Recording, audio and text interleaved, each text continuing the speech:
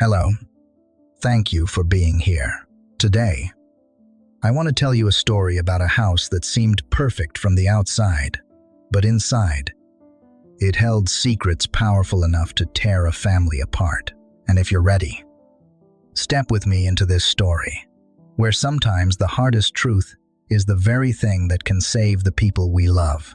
The kitchen was quiet that night, not the peaceful kind of quiet, the kind that feels heavy, like the air itself is waiting for something to break. The clock above the refrigerator ticked loudly, each second echoing through the house. My son had finally fallen asleep upstairs after hours of restless crying. Daniel was sitting at the dining table, scrolling silently through emails on his phone, and standing across from me, with her arms folded tightly across her chest, was my mother-in-law, Margaret. She stared at me, the way someone might study a stain on the floor, something inconvenient, something that shouldn't have been there in the first place. Then she spoke.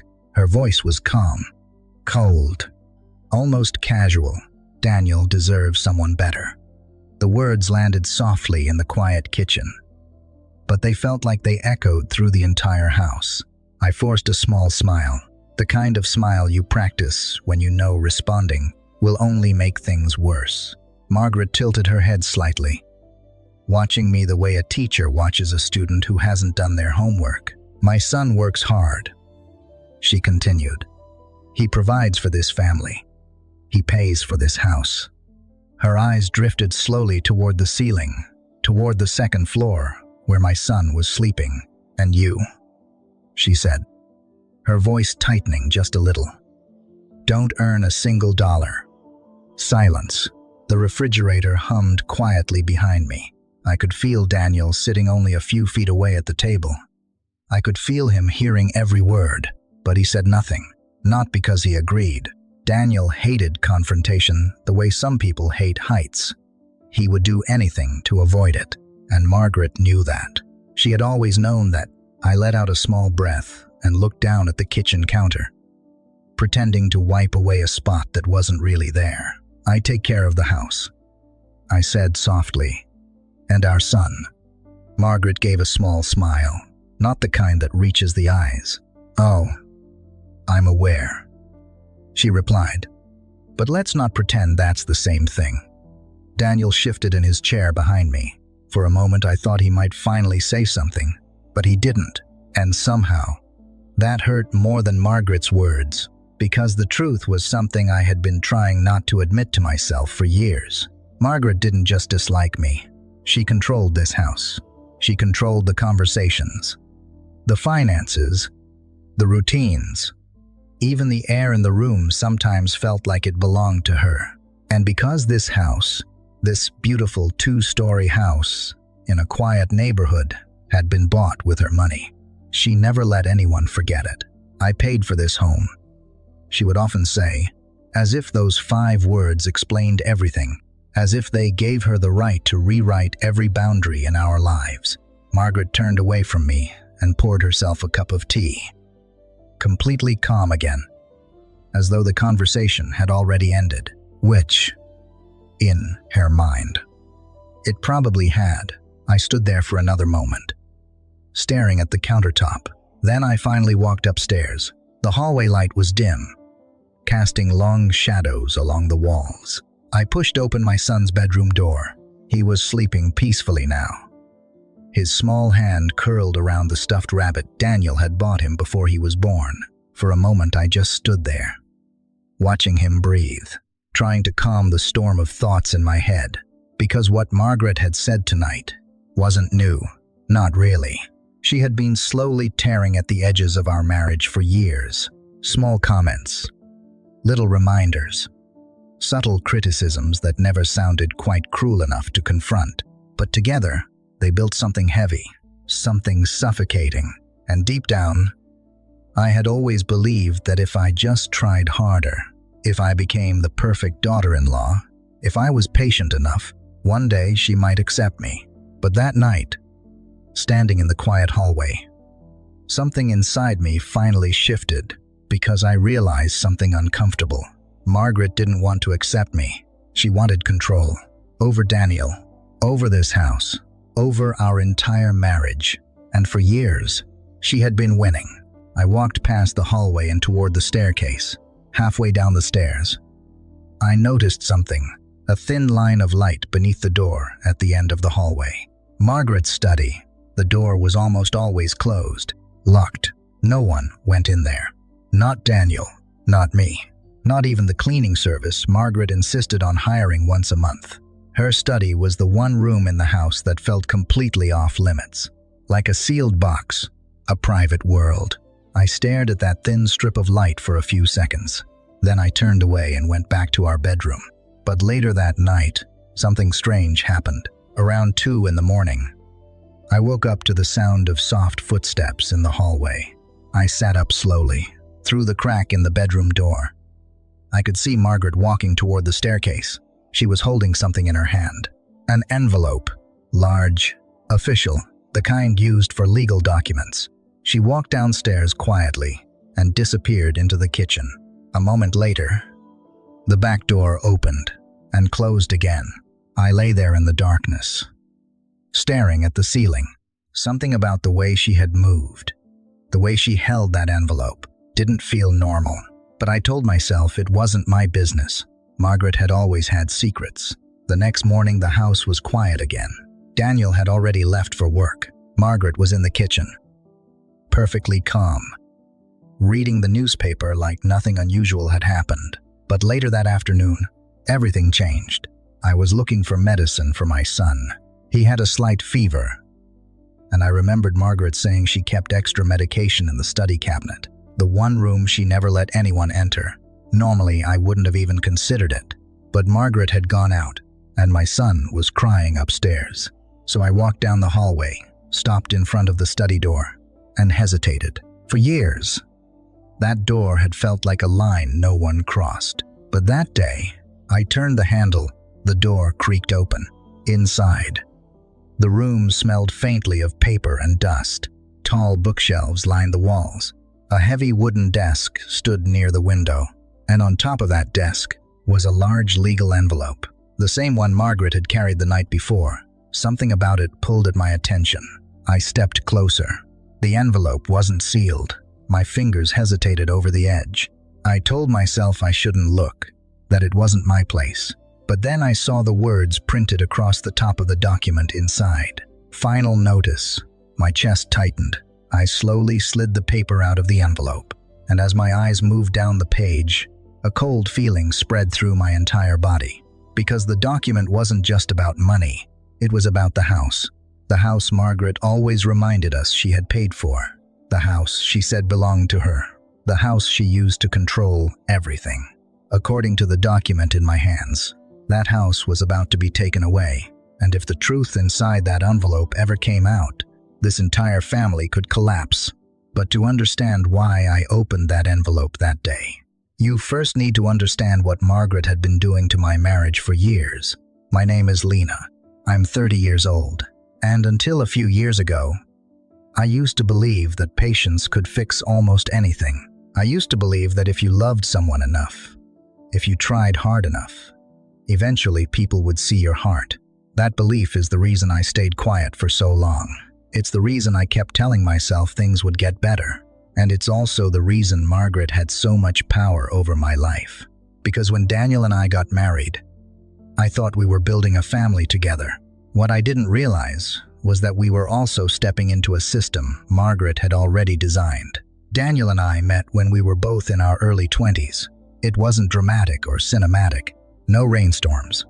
No airport confessions. Just a quiet beginning. We met at a small university library. I was studying education. Daniel was finishing his engineering degree.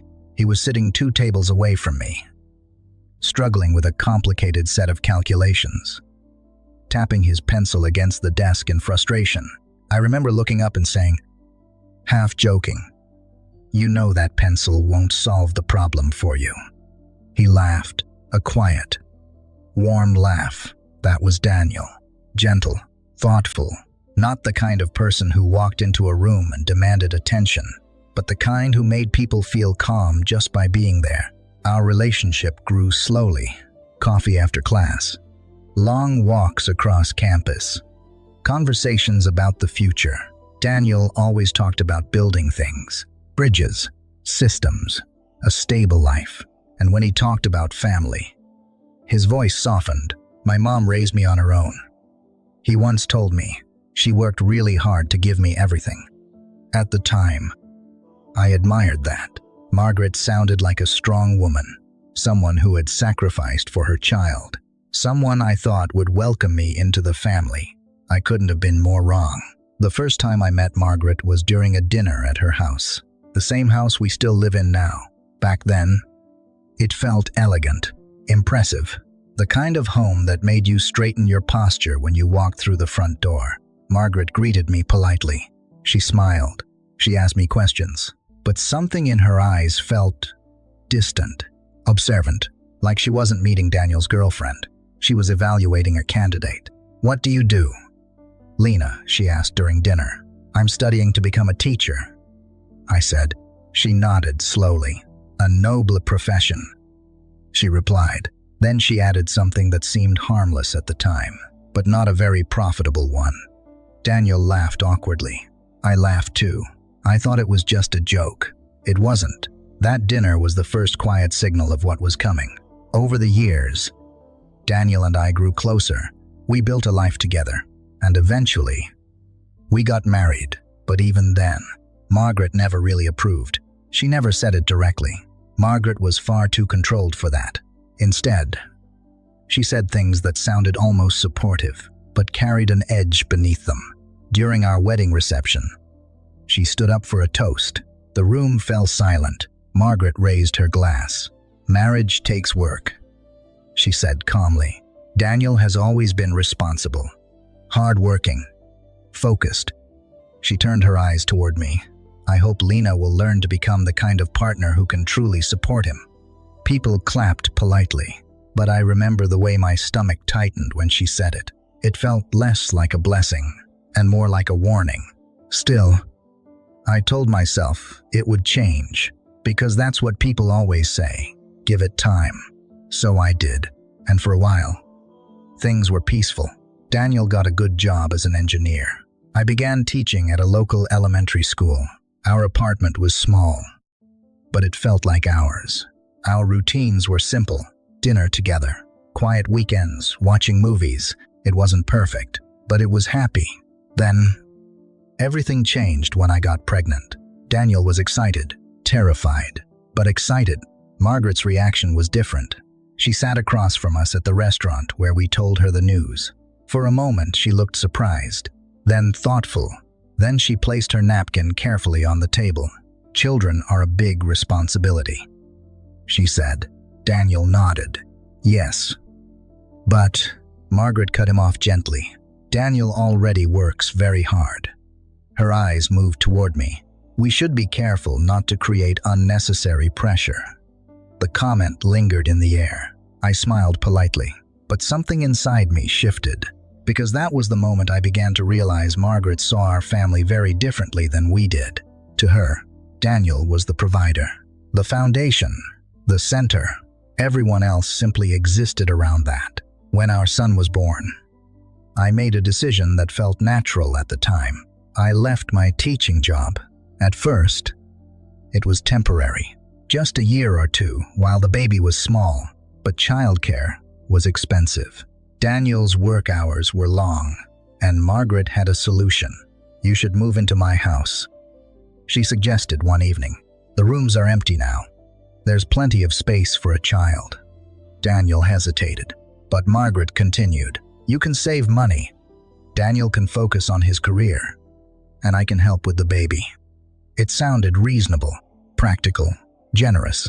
What I didn't realize was that moving into that house would slowly give Margaret control over almost every part of our lives, because from the moment we arrived, one sentence began appearing in nearly every conversation: "I paid for this house." At first, it was subtle, just a reminder when discussing groceries, or utilities, or repairs. But gradually, it became something more, a kind of authority.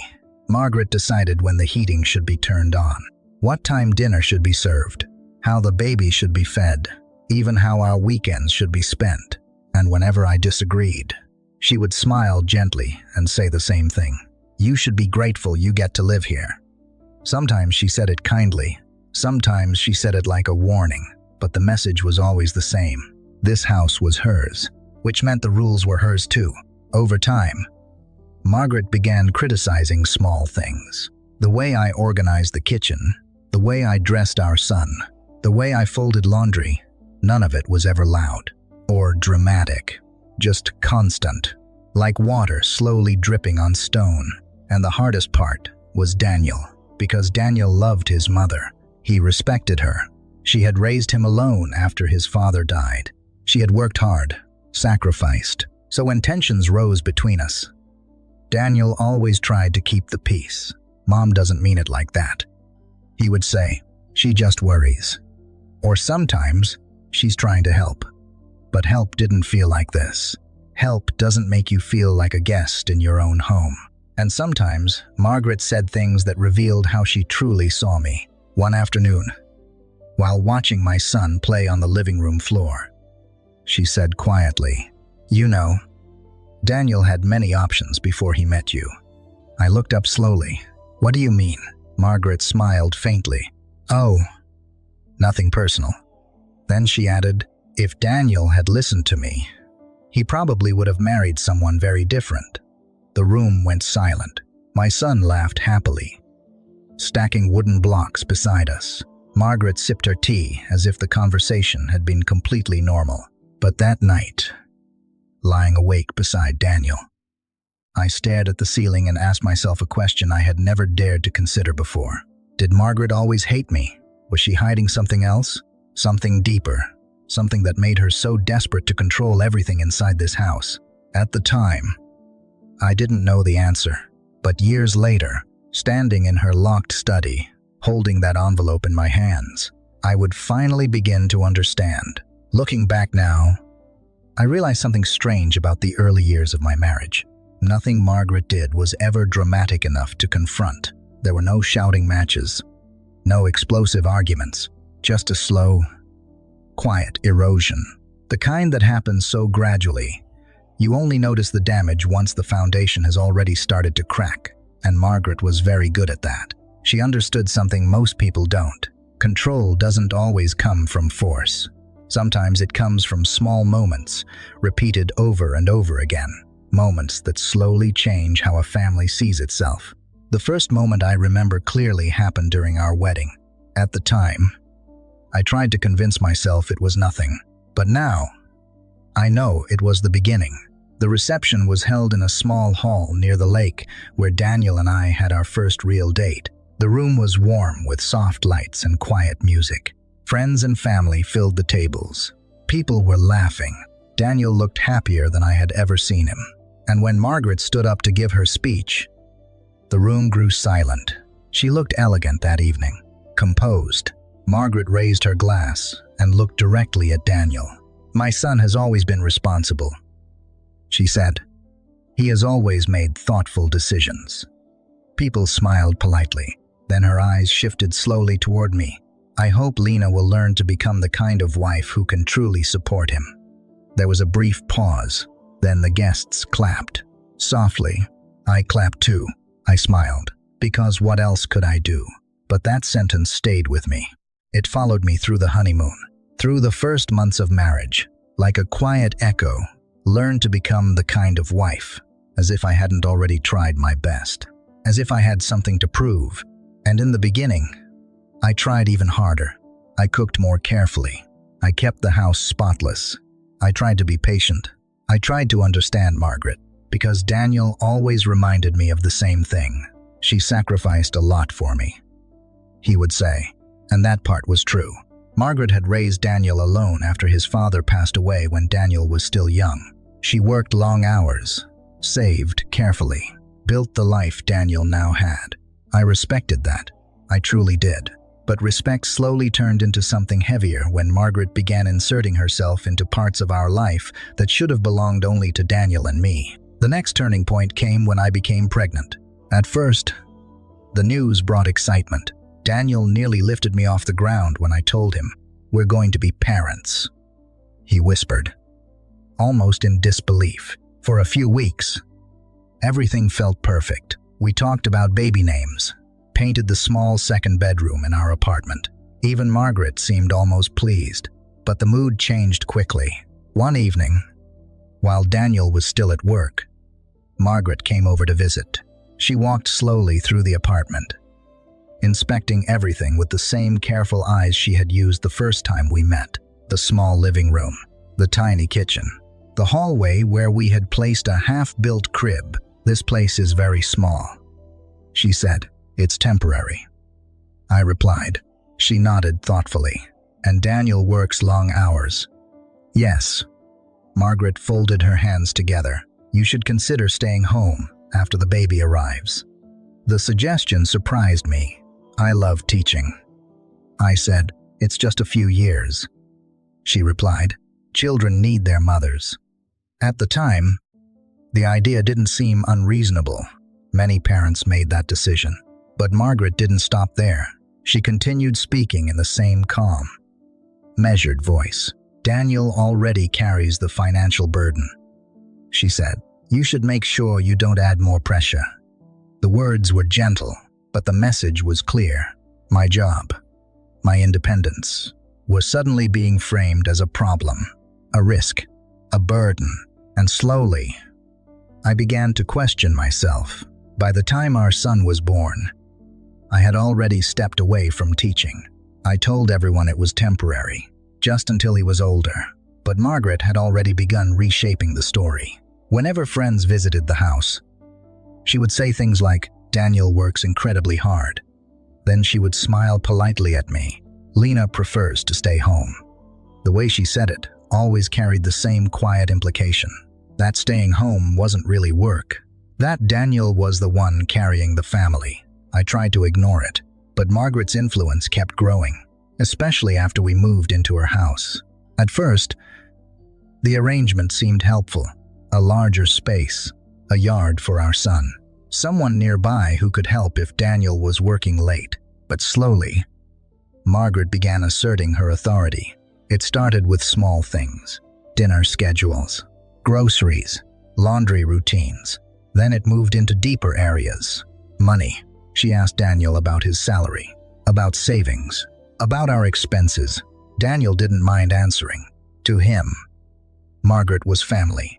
But one night, I overheard something that stayed with me for years. Our son was about 6 months old. I had finally gotten him to sleep after a long evening of crying. The house was quiet. I walked down the hallway toward the kitchen to get a glass of water. As I passed the living room, I heard Margaret's voice, but firm. She was speaking to Daniel. "You need to think carefully about the future," she said. Daniel sounded confused. "What do you mean?" Margaret's voice lowered slightly. "If things don't work out with Lina, you should remember that this house is yours too." I froze in the hallway. Daniel didn't respond immediately. Finally, he said, "Mom, what are you talking about?" "Margaret, Seahill, I'm simply saying you must protect yourself." My heart pounded in my chest, because the meaning behind her words was unmistakable. She wasn't just criticizing me. She was preparing Daniel for the possibility of a life without me, as if our marriage were temporary, as if failure were inevitable. I stepped quietly back down the hallway before they noticed me. And that night, lying in bed beside Daniel, I stared into the darkness for a long time. My thoughts were spinning. Part of me wanted to confront him, to ask what his mother meant, but another part of me was afraid of creating conflict, afraid of hearing an answer I wasn't ready for. So instead, I made a decision, a quiet promise to myself. No matter what Margaret said, no matter how many times she tried to undermine me, I would not let her break my family. I would be patient, stronger, better. If I proved myself enough, eventually she would have to accept me. That's what I believed then. But Margaret wasn't waiting for acceptance. She was waiting for something else. And years later, when I opened that envelope in her study, I would finally understand why she had been pushing so hard, why she needed control so desperately. Because the truth was something she had been hiding from all of us. A truth that could destroy the very house she used to control our lives. And the moment Daniel left for his business trip, everything began to unravel. Daniel left for his business trip on a gray Monday morning. The kind of morning where the sky hangs low and the whole neighborhood feels quiet and heavy. He kissed our son goodbye while he was still half asleep. His tiny arms wrapped around Daniel's neck. Then Daniel turned to me. "I'll only be gone 2 weeks," he said gently. "Maybe a little less." I nodded and tried to smile. 2 weeks didn't sound like much, but when you live in a house where tension lingers in every hallway, even a few days can feel long. Margaret stood near the front door watching us. Her expression was calm, almost satisfied. "I'll make sure everything runs smoothly while Daniel is gone," she said. The words sounded helpful, but something about the tone made my stomach tighten. Because whenever Margaret said she would take care of things, it usually meant one thing: more control. And within a few days, that control began to grow stronger. At first, it appeared in small ways. Margaret started asking questions about things she had never asked before. "How much did you spend on groceries this week? Why is the electricity bill higher than last month? Did Daniel authorize that purchase?" The first time she asked, I assumed she was just curious, but the questions kept coming. One afternoon, she walked into the kitchen holding a stack of printed bank statements. She placed them on the counter between us.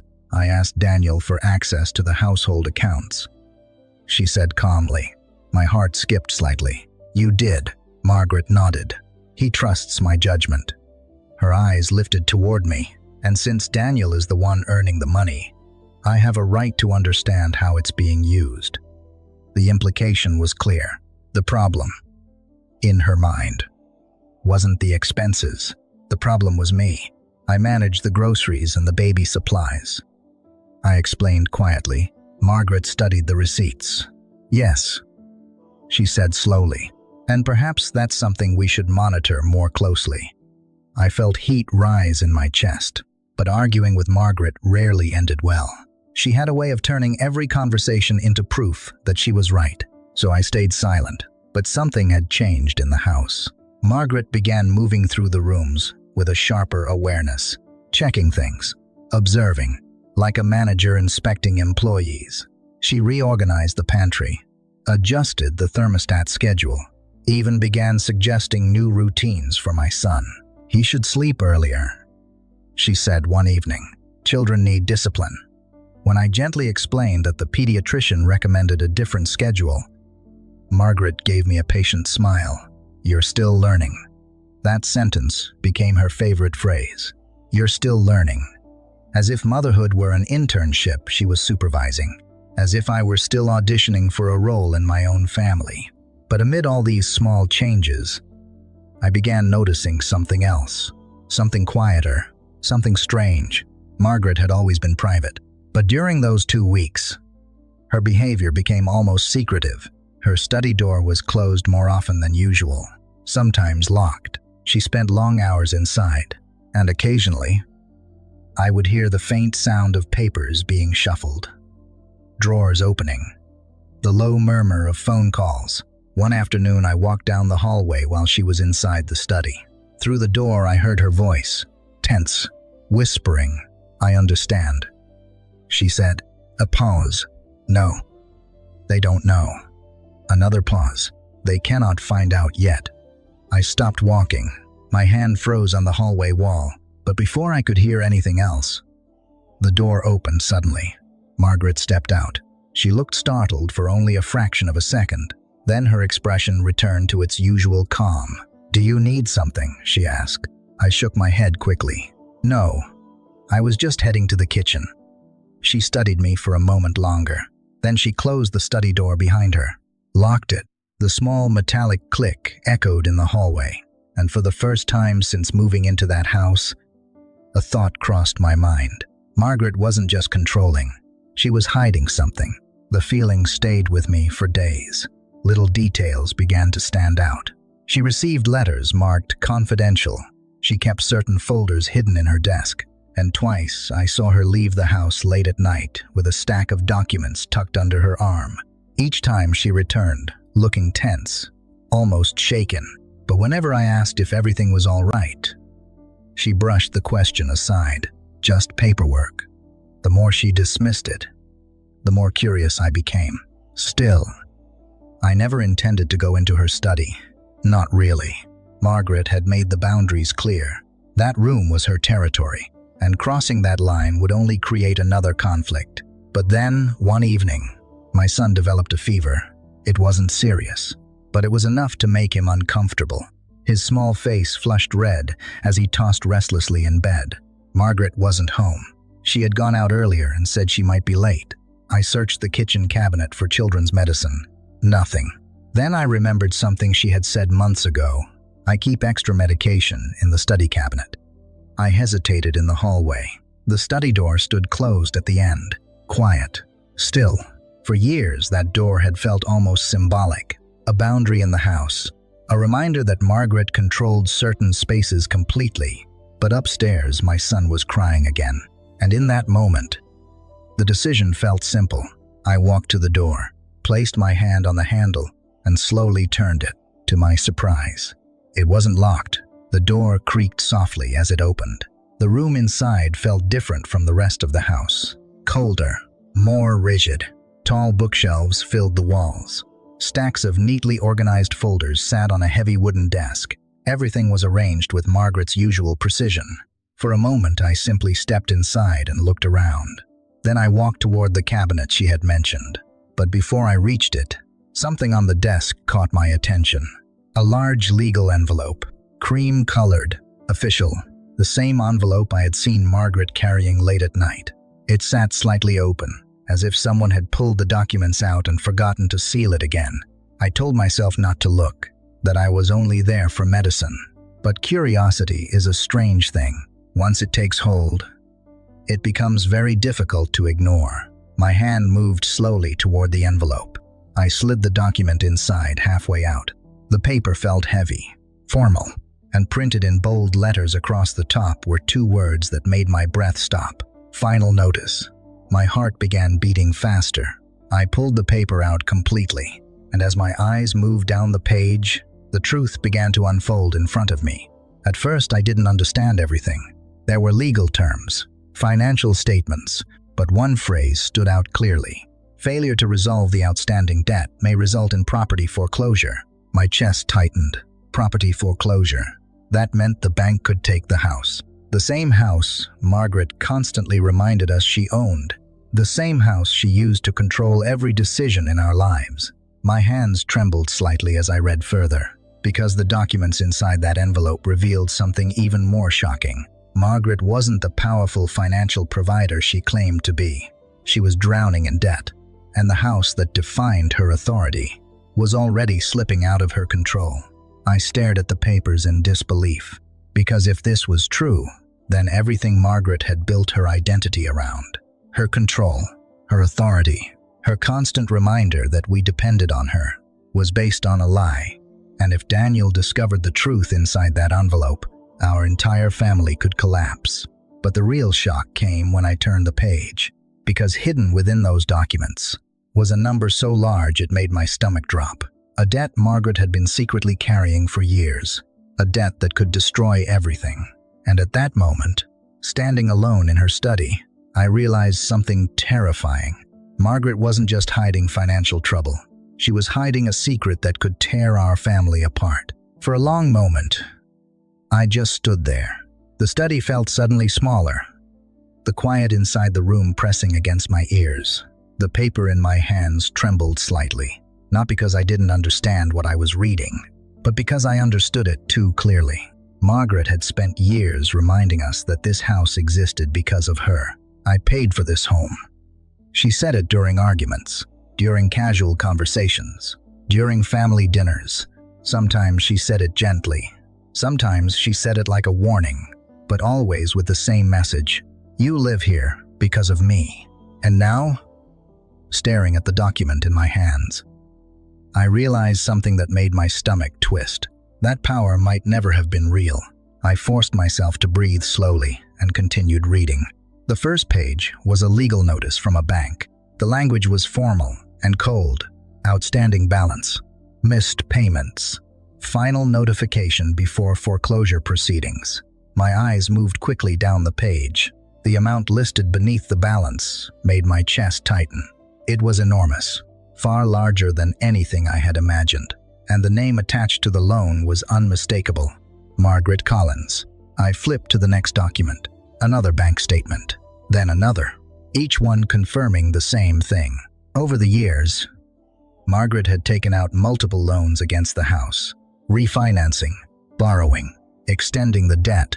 At first, the numbers seemed manageable, but over time, they had grown, larger, more desperate, until finally, they reached the point where repayment seemed almost impossible, which meant something else. The house Margaret used to control our lives was not truly hers. Not anymore. The bank owned most of it. A cold realization crept slowly through my mind. All those years, Margaret spoke about the house like a symbol of her strength, her independence, her sacrifice. But behind that image, she had been fighting a private financial collapse, and no one knew. Not Daniel, not me, not even the relatives who occasionally visited and admired the beautiful home. Everyone believed the same story. Margaret had worked hard, saved carefully, built security, but the papers in my hands told a different story. A fragile one built on borrowed money. I heard a faint sound upstairs, my son shifting in his bed. For a moment, I panicked and quickly slid the documents back into the envelope, but curiosity pulled at me again, because beneath the bank notices were several other papers. Older ones, different. I pulled one out carefully. It was a letter from a financial advisor dated several years earlier. The tone was polite but firm. Mrs. Collins. Given the current debt obligations attached to the property, we strongly advise reconsidering further borrowing against the house. Continued refinancing may place the property at significant risk. My breath caught. Several years earlier, that meant Margaret had known about the danger long before we moved in. Before she invited us into the house, before she began reminding us constantly that the home existed because of her, a strange feeling rose in my chest. Not just anger, something more complicated, something closer to disbelief. Had Margaret invited us to live here because she needed help, or because she needed someone to maintain the illusion? I didn't know, but the deeper I looked into the envelope, the stranger the truth became. One folder contained records of monthly payments. The dates stretched back nearly 8 years. Some months were paid on time. Others were delayed. Several had been skipped entirely, which explained the final notice. The bank was losing patience, and if Margaret couldn't resolve the debt soon, they would take the house. The same house she used to control our marriage. The same house she used to remind me that I was dependent on her. I felt a sudden wave of dizziness, because this wasn't just Margaret's problem anymore. Daniel and I lived here. Our son lived here. If the bank took the house, we would all lose our home. I leaned against the desk, trying to steady my thoughts. For years, Margaret had acted like the most powerful person in this family, but the documents told a different story. Behind the control, behind the criticism, behind the constant reminders of her authority, she had been hiding fear, real fear, and suddenly, many of her behaviors began to make sense. The secrecy, the locked study door, the late-night phone calls. She hadn't been guarding her power. She had been guarding her weakness. But one question kept circling in my mind. Why hide it from Daniel? He was her son. If anyone would help her, it would be him. Unless she believed the truth would destroy something she cared about even more. Footsteps echoed faintly outside the house. My heart jumped. Margaret. I quickly slid the papers back into the envelope and placed it exactly where I had found it. Then I grabbed the bottle of children's medicine from the cabinet and stepped out of the study. The hallway felt brighter than before, almost too bright, as if the house itself had changed. But everything looked the same. The same pictures on the wall, the same quiet staircase, the same heavy door at the end of the hallway. Except now, I knew the house wasn't the unshakable fortress Margaret claimed it was. It was fragile, And if the truth came out, everything inside it could collapse. That night, after my son finally fell asleep, I sat alone at the kitchen table. The house was silent. Margaret had not returned yet. The clock above the refrigerator ticked slowly. I kept thinking about the number on that document, the size of the debt, and the final notice from the bank. The situation was serious, but it wasn't impossible. There were solutions, payment plans, financial restructuring, selling assets. But Margaret couldn't solve it alone. Not anymore. And that meant, eventually, Daniel would have to know. The thought filled me with dread, because Daniel trusted his mother. He believed in the story she had told for years. The story of sacrifice, strength, financial stability. If he suddenly learned that everything behind that story was fragile, it could break something between them. I didn't want that. Despite everything Margaret had done, I didn't want to destroy their relationship. But the truth had already begun to reveal itself. And truth has a strange way of refusing to stay hidden. 3 days later, another letter arrived. Margaret wasn't home when the mail came. I stood in the kitchen holding the envelope. It carried the same bank logo, the same formal stamp. My chest tightened. I didn't open it, but I knew what it probably contained. Another warning, another deadline. The situation was getting worse. That evening, Margaret returned later than usual. Her expression looked tired, more tense than I had ever seen. She placed her purse on the kitchen counter and immediately noticed the envelope. For a brief moment, something flashed across her face. Real fear. She quickly picked it up. "Did you open this?" she asked. "No," I said quietly. Margaret nodded. Then she carried the envelope straight to the study. The door closed. The lock clicked. And for the first time since discovering the truth, I realized something even more unsettling. Margaret wasn't just hiding financial trouble. She was desperately trying to keep the illusion alive. Because if Daniel learned the truth, the balance of power inside this family would change forever. And Margaret had spent years making sure that never happened. But the bank didn't care about family dynamics. The bank cared about money, and sooner or later, they were going to demand it, which meant the moment Margaret feared most was coming. The truth was about to reach this house, and when it did, someone would have to decide whether to protect the secret or reveal it. Daniel came home on a Thursday evening. The sky was already dark, and the porch light glowed softly over the front steps. I heard his car pull into the driveway while I was standing in the kitchen. For a moment, I just stood there, listening. The familiar sound of the engine shutting off, the car door closing, the quiet footsteps approaching the house. Everything about it felt normal. But inside me, nothing felt normal anymore. Because for 2 weeks, I had been carrying a truth that could change everything. The front door opened. Lina. Daniel called gently. "In the kitchen," I answered. A moment later, he walked in, looking tired, but relieved to be home. Our son ran toward him from the living room, laughing, and Daniel lifted him into his arms. "Hey, buddy," he said with a smile. For a few minutes, everything felt warm and ordinary. The kind of moment that reminds you why families fight so hard to stay together. Margaret appeared in the doorway shortly after. She greeted Daniel with a polite hug. "How was the trip?" she asked. "Long," Daniel replied, "but productive." Margaret nodded approvingly. "You've always been responsible with your work." The same familiar tone, the same quiet admiration. The dynamic of the house slid back into place, almost instantly. Dinner was calm, almost too calm. We sat around the table like we had 100 times before. Daniel talked about the new engineering project his company had started. Margaret listened carefully, occasionally offering advice. Our son played with a spoon, tapping it against his plate. Everything looked peaceful, but beneath the surface, tension coiled tightly in my chest, because I knew something Daniel didn't. And every time Margaret spoke with that confident authority, the envelope inside the study flashed in my mind. Finally, Margaret made the comment that pushed everything forward. She placed her fork down and looked at Daniel. "You work very hard for this family," she said. Daniel smiled modestly. "I do what I can." Margaret glanced briefly toward me. "Financial decisions are not easy," she continued, "which is why it's important that the person earning the money understands where it goes." The words were familiar, too familiar. She had used them before, but this time, something inside me refused to stay silent.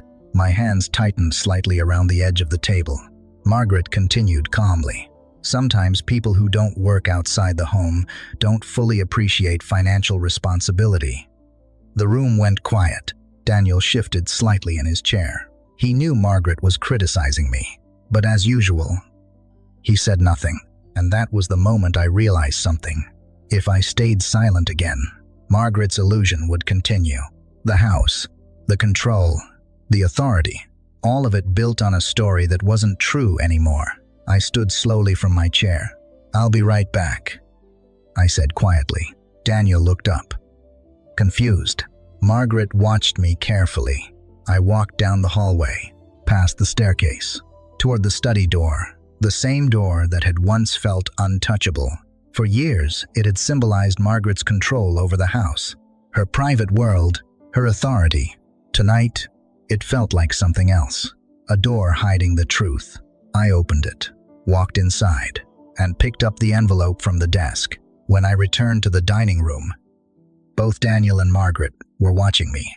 Margaret's eyes narrowed slightly. "What is that?" she asked. I didn't answer immediately. Instead, I placed the envelope gently on the table between us. The room fell completely silent. Even our son stopped tapping his spoon. Margaret's face tightened.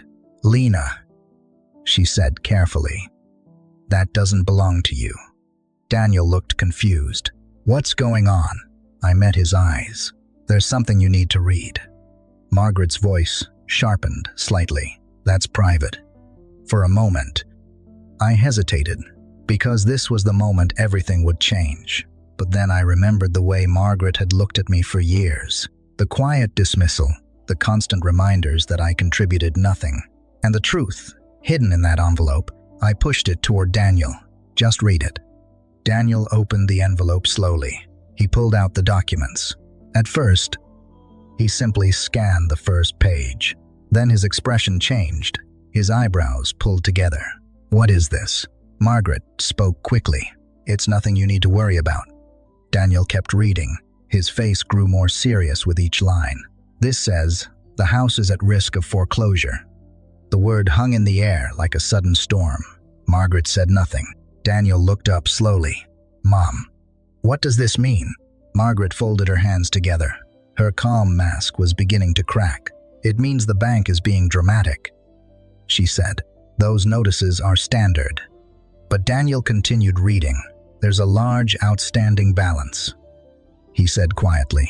"Several missed payments." His voice grew heavier. "Mom, how long has this been going on?" Margaret's composure finally slipped. "That's not important." "It is important," Daniel replied. His voice wasn't angry, but it was firm. "For years, you've told us the house was secure." Margaret looked at him sharply. "I protected this family." Daniel shook his head slowly. "By hiding this," Margaret's voice rose slightly. "I did what I had to do." The room filled with tension. For the first time in years, Daniel wasn't backing down. "You should have told us," he said. Margaret looked toward me suddenly. This wouldn't be happening if she had stayed out of my office. I felt a flicker of anger, but before I could respond, Daniel spoke. "No," he said quietly. His eyes stayed on the documents in his hands. "This is happening because the truth was hidden." Margaret stared at him. Shock spread slowly across her face, because for the first time, Daniel wasn't standing between us trying to keep the peace. He was choosing a side. He looked up, his eyes met mine, and his voice softened. "We'll figure this out." Margaret's expression hardened again. "You think she understands financial problems," she said bitterly. Daniel's reply came immediately. "She understands honesty." The words echoed through the quiet dining room. Margaret looked suddenly smaller, not weak, but exposed. The authority she had held for so many years had been built on the idea that she was the provider, the protector, the one holding everything together. Now that image had cracked. Daniel placed the documents back on the table. Then he said something I never expected to hear. "Mom," he said quietly, "you can't control our marriage anymore." The silence that followed felt enormous. Margaret didn't answer. Daniel turned toward me. "What do we need to do?" he asked. The question surprised me, because for the first time, he wasn't asking Margaret. He was asking me. I took a slow breath. "There are options," I said. "We can speak with the bank, restructure the debt, maybe sell part of the property." Margaret looked at me sharply. "You want to sell the house?" I shook my head gently. "I want to save the family."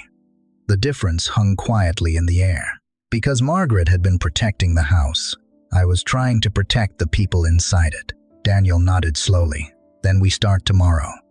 Margaret said nothing, but the power in the room had already shifted, and for the first time since moving into that house, the future of our family no longer depended on secrets. It depended on truth, and truth had finally walked through the front door. The house felt different after that night. Not immediately, not dramatically, but in the quiet days that followed. Something inside it had shifted. For years, the walls had carried a strange kind of tension. Invisible rules, unspoken hierarchies. The feeling that every conversation had to move carefully around Margaret's authority. No, that tension had cracked. Not completely gone, but broken. And once something like that breaks, it can never fully return to the way it was before. The next morning, Daniel called the bank. I listened from the kitchen while he spoke quietly in the living room. His voice was calm, focused. He asked questions, took notes, and for the first time since we had moved into Margaret's house, he was handling the financial reality of the family directly. Not Margaret, not alone, but together. Later that afternoon, Daniel sat beside me at the dining table with several printed documents. "The situation is serious," he admitted, "but it's not impossible." I nodded, because I had already reached the same conclusion. The debt was large, but there were options: payment restructuring, refinancing under different terms, selling part of the property if necessary. None of the solutions were easy, but none of them meant total collapse either. Margaret sat quietly across the room while we discussed everything. She said very little. The confident voice she used for years had softened, almost as if she was still adjusting to a world where the truth had finally been spoken out loud. The first real change happened 2 weeks later. After several meetings with the bank and a financial advisor, Daniel came home with a final proposal. "We can keep the house," he explained carefully, "but only if we sell part of the land attached to the property." Margaret's eyes lifted slowly. "That land belonged to your father," she said quietly. Daniel nodded. "I know." For a moment, the room was silent. Then Margaret asked something I never expected. "Do you think that's the right decision?" The question hung in the air. For years, Margaret had always been the one giving answers. Now she was asking for one. Daniel looked at me, then back at his mother. "It's the responsible decision," he said gently.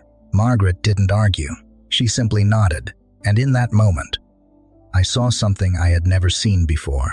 Not control, not authority. Just a tired woman realizing that she no longer had to carry everything alone. The process took several months.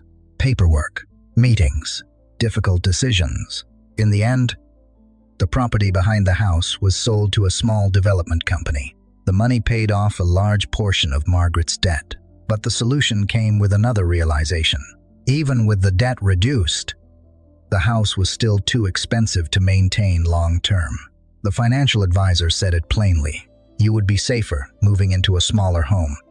Margaret stared at the table when he said it, because the house had been more than just a place to live. It had been her symbol of success, her proof that she had built something strong after raising Daniel alone. Letting go of it felt like letting go of a piece of her identity. But eventually, she agreed, and 3 months later, we moved. Not far, just across town. The new house was smaller, simple. A single floor with a small backyard and a quiet street where children rode their bikes in the evenings.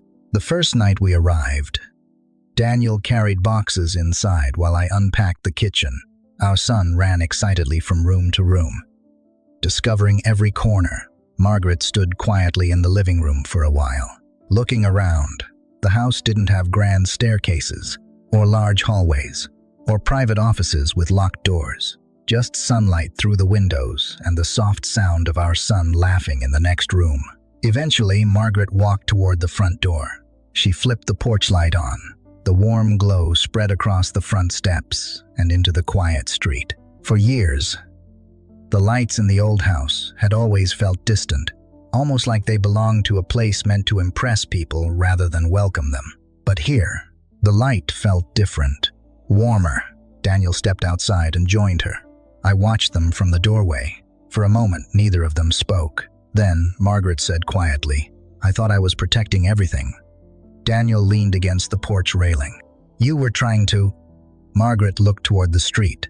"But I was really protecting the house." Daniel nodded, slowly. "The house isn't the family." Margaret didn't answer, but she didn't argue either. Inside, our son called out from the living room, "Dad, come see this." Daniel smiled and went back inside. Margaret stayed on the porch for another moment. Then she followed. That night, after everyone had gone to bed, I walked through the new house slowly. The hallway lights were still on. The kitchen smelled faintly like the soup I had made for dinner. And through the living room window, I could see the porch light glowing softly outside. The house wasn't large. It wasn't impressive, but it felt peaceful. For the first time in years, there were no locked doors, no secret studies, no quiet tension hanging in the air, just rooms filled with ordinary life. I turned off the last light in the hallway and paused for a moment, because I finally understood something. Families don't break because of truth. They break because truth stays hidden too long. Secrets create distance, control. But when the truth finally comes into the open, sometimes it doesn't destroy the family. Sometimes it saves it. And that night, as the house settled quietly around us, I realized something simple. The strength of a family doesn't come from money, or property, or the size of the house they live in. It comes from something much smaller and much more difficult. Honesty, because there are secrets that can destroy a family. But sometimes, the truth is the only thing that can save it. Thank you for staying here until the very end of this story. The time you spent listening is sometimes the quietest and most meaningful gift a story can receive. Some stories do not begin with dramatic events. They begin with very small things. A sentence that seems harmless. A glance no one notices. A feeling that is difficult to name inside one's own home. And over time, those small things begin to gather. A reminder repeated again and again. A silence that lasts a little too long. A secret held too tightly. Sometimes a family does not break because of a single storm, but because thin layers of fog slowly block the light, day after day. In this story, there was a house that once looked strong from the outside. Tall walls, carefully arranged rooms, a woman who constantly reminded everyone that everything existed because of her. But behind that strength was fear. The fear of losing control. The fear of admitting weakness. The fear that if the truth were revealed, everything would fall apart. And when someone lives with fear for too long, something unusual happens. They begin to build walls, not with bricks, but with control. They try to hold everything tightly. The decisions, the rules, even the people around them, because they believe that if they let go, everything will disappear. But life has a strange way of reminding us of something important. The things we try to keep through control are often the things most easily lost. The things we protect through honesty tend to last much longer. Throughout this story, Lina experienced something many people recognize in their own lives. The feeling of living inside your own life, yet somehow feeling like a guest, trying to prove that you belong, trying to become more patient, more perfect, more silent, all in the hope that one day things will finally become easier. But there is a truth many people only discover after a long time. Real acceptance does not come from becoming someone else. It comes from having the courage to stand up and live according to your own values. Sometimes the bravest act is not winning an argument. Sometimes it is simply speaking a truth that everyone else has been avoiding. Truth can shake everything in a single moment, but that same truth is often the only thing strong enough to rebuild a foundation. In this story, the real change was not about money, and it was not about the house. What truly changed was the silence. For years, silence allowed misunderstandings to grow. It allowed fear to stay hidden. It allowed authority to exist based on a story that was never completely true, until one person finally placed the truth on the table, not to hurt anyone, but to protect something more important, a family. Because sometimes, a family does not need someone who is perfect. A family needs people who are brave enough to be honest. When Daniel read the documents inside that envelope, the most important discovery was not the debt itself. It was something deeper. He realized that the strength of a family does not come from the person who controls everything. It comes from the people who are willing to face reality together. And in the end, they did something many families must eventually learn. They let go of part of the past, a piece of land, a large house, an image of success that Margaret had protected for many years. But in exchange, they kept something more valuable: honesty, respect, and the chance to begin again. There is something interesting about houses. We often believe that bigger houses bring more security, more rooms, more space. But the truth is, the peace inside a home does not come from its size. It comes from the atmosphere within it. A small house can become the warmest place in the world if the people inside it trust each other, and a large house can feel cold if the people living there must hide their truth. Their new home had no grand staircase, no locked offices, only sunlight through the windows and the laughter of a child in the next room. And sometimes, that is more than enough, because in the end, what makes a place a home is not what we own. It is how we choose to live together inside it. If this story leaves you with anything tonight, perhaps it is a gentle reminder. No one lives a perfect life.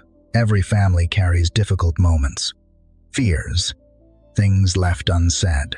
But sometimes, all it takes is one person brave enough to open the door to the truth, not to judge, but to begin repairing what was once fragile. It may not happen overnight. It may not be easy, but little by little, things can become lighter.